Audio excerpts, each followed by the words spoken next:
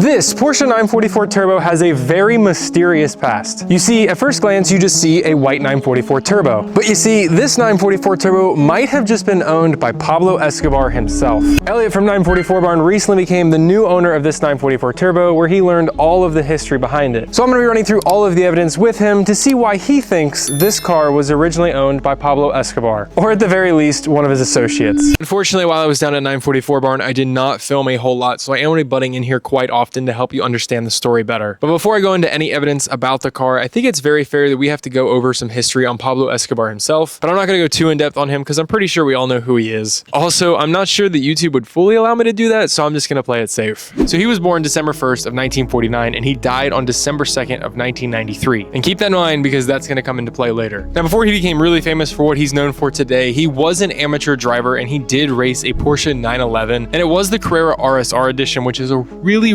rare car, and you have to be ultra wealthy to own one. Now, I can't find too much information on the other cars he owned, but I do know that he loved Porsches, and I found that he owned quite a few models, all of which I found are 911s or variants of 911s, and the only colors of those cars that I have found him owning are yellow and white. Now, with the history on him out of the way, let's go ahead and get into the evidence. And again, I will be jumping in here quite often. So as I mentioned earlier, Elliott at 944 Barn became the new owner of this vehicle recently, where he uncovered all of its history. So after going through all of the paperwork with Elliott, here's the full story. So this car started its life as a 1986 Porsche 944 Turbo in Germany, but was immediately imported into Colombia. Now, while you might think anyone from the entire country of Colombia could have owned this car, there was only about 5 or 6 in the entire country that were known at the time. And on top of that, you had to be ultra rich to own one. Almost nose candy rich, if you know what I mean. But randomly one day in its early life, it was painted in what we're calling nose candy white.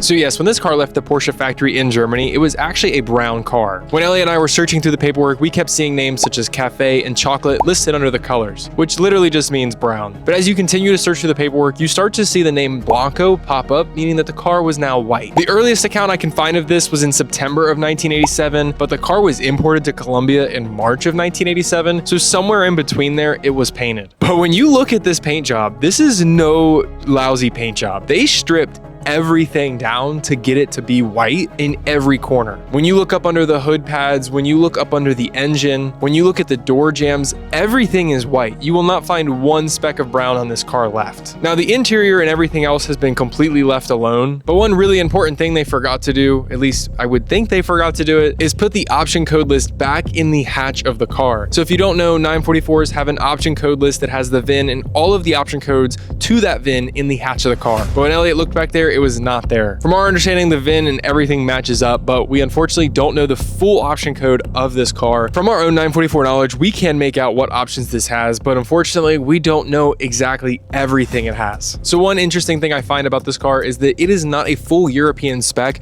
so it does have the European bumpers, it does have the European side markers, but it has the orange turn signals and it is still left-hand drive. So it's kind of a half US market, half European market car, which I think is really cool. And while doing some research online to see if I could find anything on a 944 being owned by him, I did find this picture right here, which was from an episode of a Pablo Escobar TV show. And if you see the resemblance, I think it's evidence enough. But it does make me question why it was in the TV show, and there's no other evidence on this car being owned by him. Or so I thought. So the image I had just shown was from the TV series that came out in 2012 called Pablo Escobar, the Drug Lord. And it says that it's in episode 1.55, which I don't really understand, to be honest, because I don't know if that means season 1, episode 55, or if it's episode 1 and it's like 55 seconds or minutes into the episode. Because when I search episode 55, it actually pops up as season 3, episode 18. And while I'm totally not against buying the episode on Apple TV for $1.99, if I get it wrong, I'm really scared to keep buying again until I get it right. I'll make it rain. But to dissect the screenshot just a little bit further, the website I found it from does say it's a 1988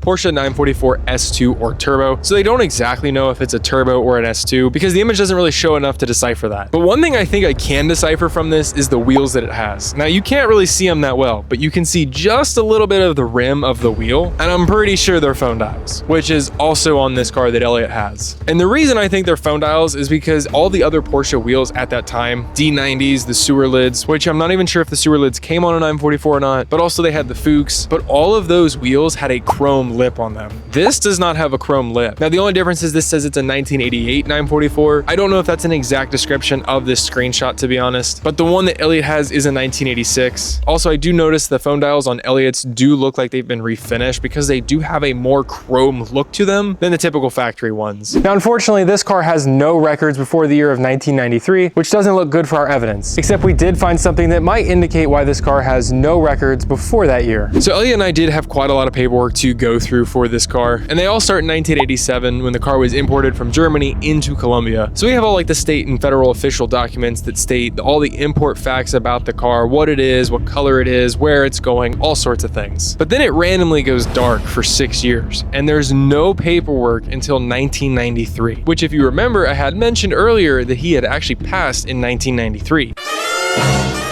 Now, he passed in December of 1993, so the odds of a car like that being sold within that month and into a new owner with the documents might seem a little low, but it is possible. And when looking at some of these documents, specifically the ones from like 87 when the car was imported, Elliott did mention that a lot of these names do pop up quite frequently. So I went ahead and did a little bit of research on them to see if I can find anything. And I can't find anything on the exact name, but I can find names close enough to it that actually have ties to him from back in the day. And from what I can find, it sounds like they're lawyers, they're politicians, or they're people close to him, but they just share the same last name with a similar first name, so I don't know if maybe it's a relative of one of them or what, but the last name is the same and there seems to be some sort of tie. But the most notable document that I actually saw mentioning those names was a proof of income document for sales tax, and it is dated 1987. But on that paper you can see that they're making over 5 million pesos, but this is in 1987. So I did the calculation to see how much that would be worth in today's money, and that would be 279 million in pesos, but then when I convert that to USD, it's about $15 million. But then when I deflate it back to 1987, it actually goes to over 5 million USD. So it sounds like they were both pretty equal at the time. But if I understand this correctly, and that's saying that somebody was making $5 million in 1986, there's not many people that were making that much money back then, really anywhere, to be honest. But this new owner owned it from 1993 until 2005. And then in 2005, somebody else bought it and they owned it until 2023. And then in 2023, somebody from the US actually bought it and imported it into the US. And then after that, Elliott went ahead and took over the car. Some other cool documents that Elliott and I did notice was he had this police vehicle inspection from Colombia. And when I was looking at this, I thought maybe there was something there that the police thought they needed to inspect. But after doing some research, this is actually required in Colombia whenever you get a new car or the car transfers to a new owner. Now, I honestly could sit here for days and days and go over this because there's a lot of exciting evidence here. And again, this is just speculation. We don't actually know if any of this is true.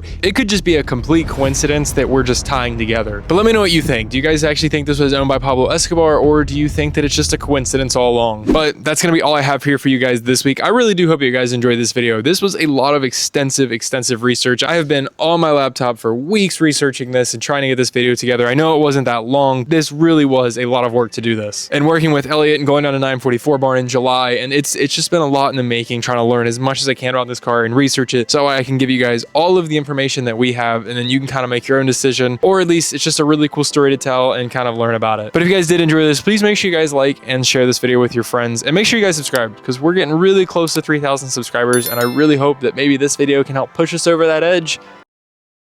And I've been planning a lot in the books right now, so make sure you guys stay tuned because there is a lot of good videos coming. And I also will say there may or may not be some merch. But again, that's all I have here for you guys this week. So make sure you guys drive safe, and I love you guys.